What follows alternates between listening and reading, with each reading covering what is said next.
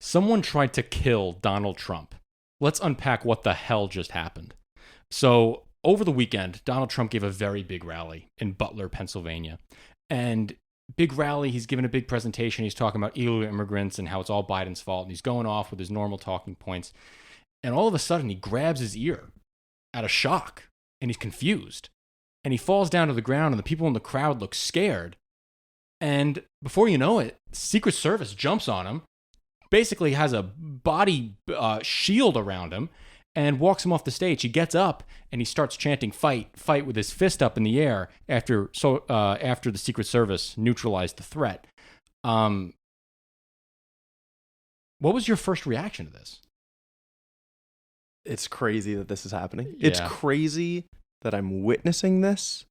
And besides that, honestly, he just played this perfectly. To make the calculation when he's down on the ground after getting shot in the ear, part of his ear taken off, you see the blood streaked across his face, to be like, I'm going to transform this into a political moment, to raise his fist up as he's getting carried off the stage with the blood streaked across his face. It's probably the image of the year. It's definitely the image of the year. And you know exactly the picture we're talking about if you've been following this. Mm-hmm. I mean, the picture was everywhere. Yeah. It's on a bunch of shirts and hats already, as it should. That picture speaks 1,000 words. Yeah. And it's going to be used throughout the campaign, and that's going to be part of Donald Trump's legacy now. The first president to get shot since Ronald Reagan, Mm-hmm. right? Totally. It's going to be a part of his legacy. It was a moment of history. So my question first that I want to pose is this a harbinger of more to come, do you think? Yeah, I think if we're not careful, this could definitely lead to more political violence. I don't know if the shooter was explicitly a political actor, right? I don't really know if he had a lot of strong political opinions about anything. The motive is very ambiguous, and we'll talk about him and what we do know about the shooter. But I think we have a situation where, whether we like it or not, politics is a team sport, and it's very vicious, and the rhetoric is very mean. Yes. And it doesn't take too many steps for somebody who is batshit crazy to go down and, treat people as extreme as they're getting told that they are. Totally. Right? I mean, I think we should admit that we're at the front lines of espousing how extreme we're worried about a Trump presidency being. We are part of the crowd that is worried that Donald Trump is a threat to democracy. Yeah.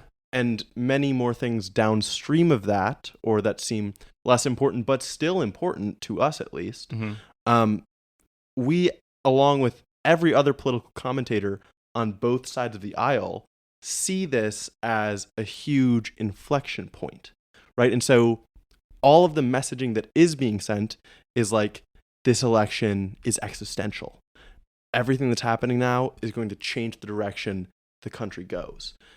And when that is the situation, when the temperature is that hot, if I'm going to allude to what Joe Biden responded to the assassination attempt with, people can do crazy things.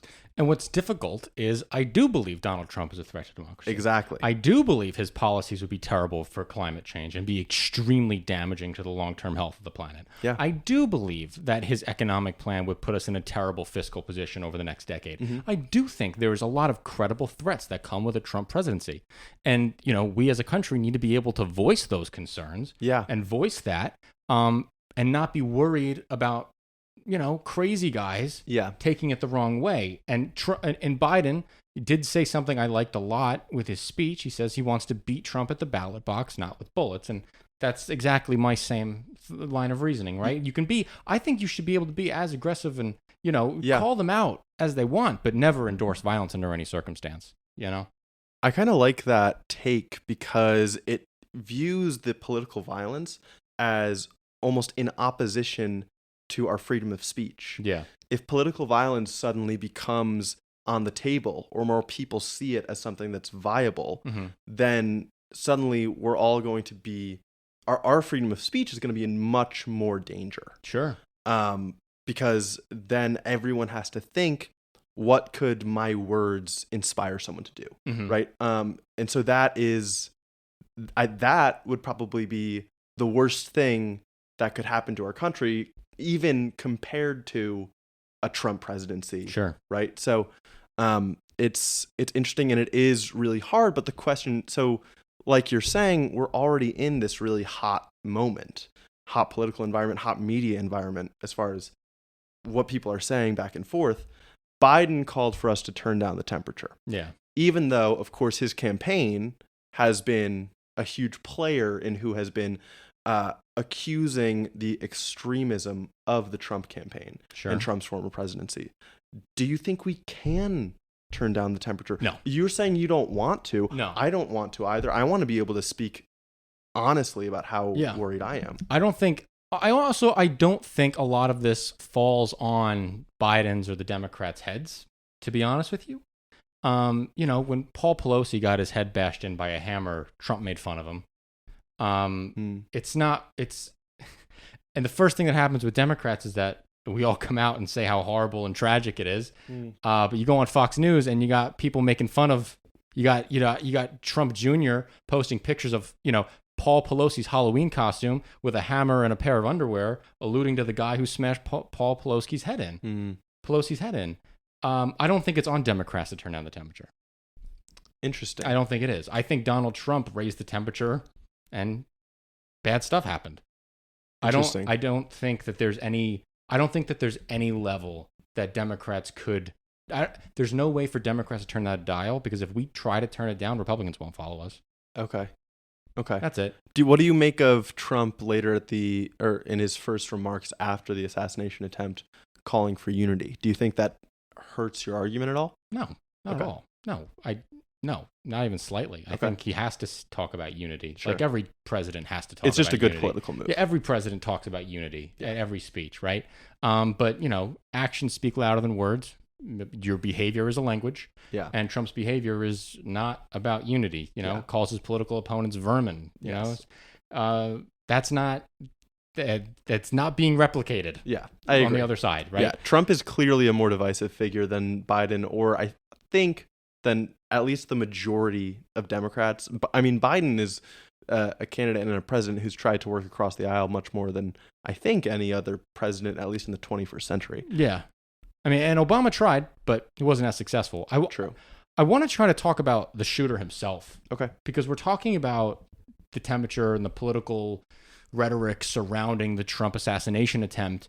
And, people are saying, oh, Democrats are being too vitriolic with their language and calling him a threat to democracy, and that's dangerous. It's not clear that this guy had any political motives at all. I agree. In 2021, he donated to a progressive PAC $15. Mm-hmm. In October 21, he registered as a Republican. Mm-hmm. In November 2022, he voted as a Republican. And in 2024, he shoots Donald Trump wearing a right-wing Second Amendment advocate YouTuber's shirt. It's not a political thing going on here. I don't think it's a political thing either. And everything that we do know about this person is he was a loner, wasn't part of any institutions. This doesn't strike me as someone trying to kill someone for political justice. This strikes me as someone who was looking for some kind of notoriety in a society that generally hasn't paid enough attention to him. Like, this guy could have been a school shooter. Right? Yeah, exactly. This is the exact same type of person who would have gone and shot up a school. Yeah. He just decided, I'm going to try to shoot the former, maybe future president. Yes. And even I want to double down on this notion, because I see some people online saying, oh, he donated $15 to Joe Biden, he's a liberal, even though he's a registered Republican, all these other things. They interviewed a lot of his classmates, and they talked to his former classmates, and they were like, what do you remember about him? And this one student, Max Smith, recalls participating in a bunch of mock debates in high school with him. And he always said that he was on the opposite side of the classroom. He said the majority of the class were on the liberal side, but Tom, no matter what, always stood his ground on the conservative side. That's still the picture I have of him, just standing alone on one side while the rest of the class was on another. It makes me wonder why he would carry out an assassination attempt on the conservative candidate. I just don't think it's political. I agree. Yes. And I don't think I want to just be very staunch on that point. It's on neither side. Right. Yes. Yes. It's independent of politics. It's just independent of politics. The guy was very troubled. And Yeah. so Republicans are trying to frame it as Biden has to stop calling me a threat to democracy, even though I said I want to terminate the Constitution. No. No, you're still a threat to democracy, and we're going to beat the hell out of you on the election. But this rhetoric was not the cause of you being shot. I agree. Okay. And so the last thing I want to get to is, does this change election dynamics? Yeah, I mean, listen, I don't know. The last president to almost get shot was Ronald Reagan, right? Gerald Ford almost got shot twice. Really? In 75 and 76, and he lost his election big time to Carter. Okay. So it's not a 1-to-1. You get shot and you always win. Teddy Roosevelt got shot in 1912 when he was running for election. He lost, So it's not always a harbinger of winning. The pre-assassination polls and post-assassination polls, which is crazy that we can talk about that now. Normally we talk about pre-debate polls and post-debate. Now when we look at the polling aggregate, there's going to be a big vertical line that says Trump assassination attempt. Anyway, the polls so far have seen it either flat, no change, or actually move a little to Biden. Yeah, I don't think it makes any difference. Yeah, it makes no difference. And off the cuff, people did think it would make a difference. People thought it would boost Trump. Yeah. I thought it might boost Trump. Yeah. Again, the picture of him with the fist up, man. Like, I know. That seems electorally powerful. And I would think at least that it might track some higher likelihood of turnout, right? Because that's possible. It seems like it would galvanize people. Although I don't know, could it galvanize turnout more than a conviction did? I don't know. Yeah, so I don't think it would really have much of an effect. I think the only real effect it might have is that it took the air out of the room for a little bit in the conversation about replacing Biden on the ticket. And we're going to talk about that in our next episode.